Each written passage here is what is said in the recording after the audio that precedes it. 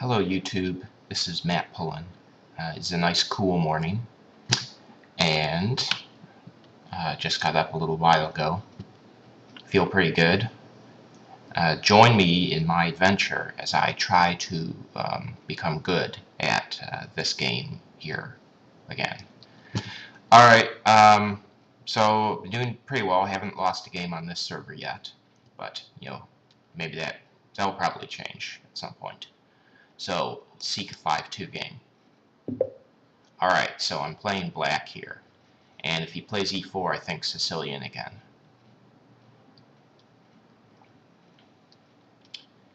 Alright, he wasn't quite... Doesn't look like he's paying attention.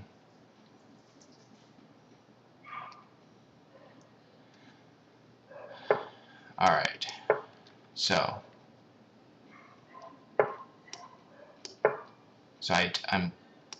I'm intending to play the Grievous variation, Queen b6 again. Not that I know this especially well, but I mean I know the basic ideas of it. Okay, what am I supposed to take with here? I think I think I'll take with d-pawn and open up the light square bishop, and play like e5 here. Open up the dark square bishop. He's preventing bishop b4. I can play bishop c5 and try and create an early problem for him. No, because he just plays like queen e2 and he's threatening knight a4. Sorry, that was stupid. I'll just play bishop e6 to stop him from putting the bishop on c4. And if he plays... well, he still can't play bishop e3 because his b2 pawn is hanging. Alright, so now I think castles queenside, maybe, is good. Or knight e7 with the idea knight g6. I don't know, I'm not sure. So I think I'll develop this knight first.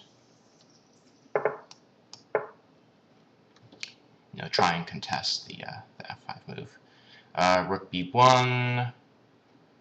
Do I castle here, or I'm not entirely sure what I should be playing for. I could play rook d8 without castling, but he would just move his queen somewhere. Or bishop e7. Bishop c5 is still out because of knight a4. So I'll just play bishop e7. There can't be anything too wrong with this move. And then come back to c7 with the queen. So, I don't know, pretty equal position, I think. I'm pretty sure knight takes c6 is not the most challenging way to meet that variation. Alright, what is this queen doing on d2? See, I could play h5, or h5, h4 to try and provoke a weakness. Does he want to play f4? Though, if he plays f4, he'll be giving himself an isolated pawn.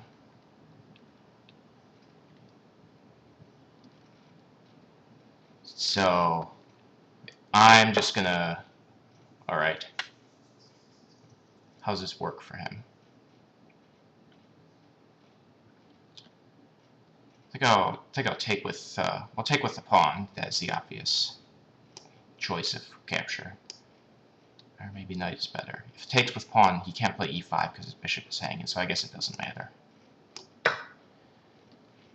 And then, so, I'll grab that bishop. Thank you very much.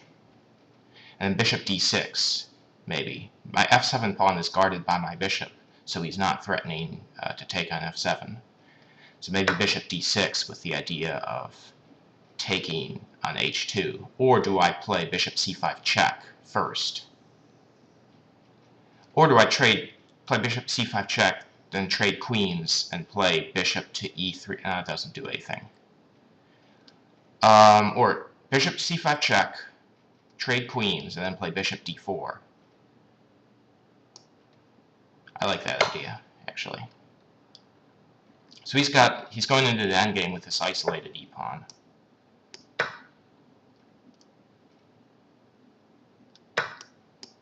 So I'm going to blockade it by putting my bishop on e5. He's probably going to play knight e2, and I'll play bishop e5. And then maybe I get, push the pawns on the king side. If I play g5, I'm weakening the f5 square, though. I'm okay with that, actually, because if he plays knight g3, I may just take on g3. So here, I also need to develop my king to play, like, king e7, put the rook on d8. So I just need to figure out a nice way to, get my rooks into the game and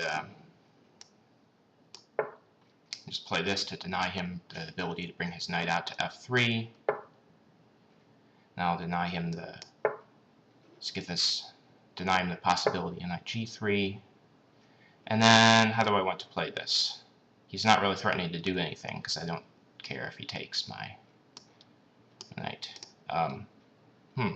Maybe I do care. Alright, I gotta make this exchange, and then bring my rook to the d file. I have to start playing a little bit faster here.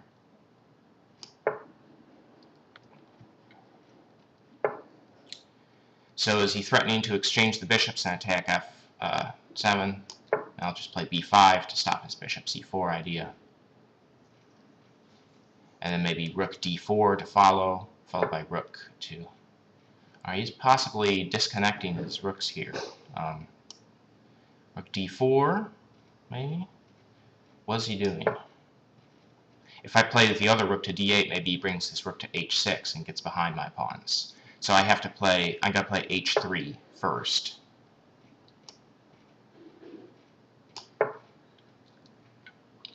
In order to, keep my pawn safe. And the pawn on h3 also creates some chances against this. Now, do I take with rook or pawn here? I think rook might be better. So here, what do I do?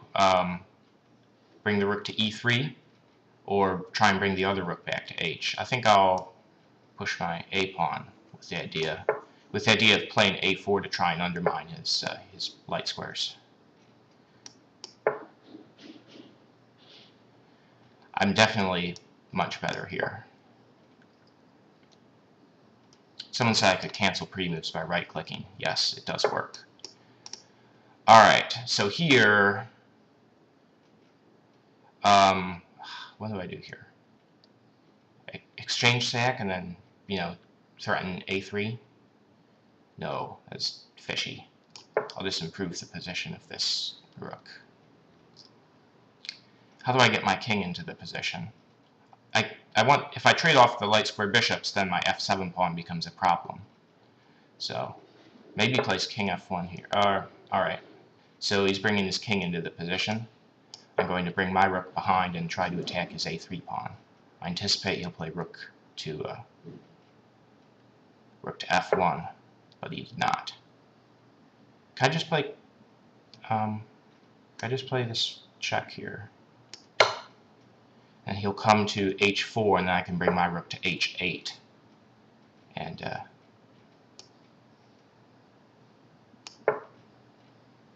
try and checkmate him with like pawn to... No, I can't ever play pawn to f6 because he's got, his rooks there. Check. And if he plays king up, I play rook g5.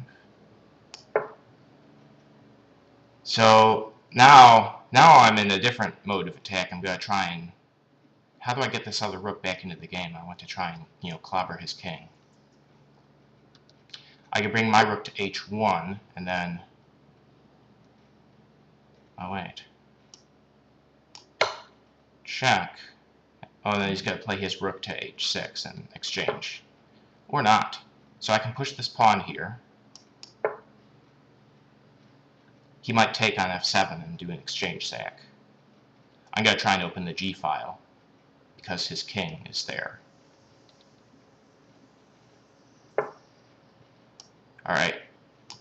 Takes, discovered check.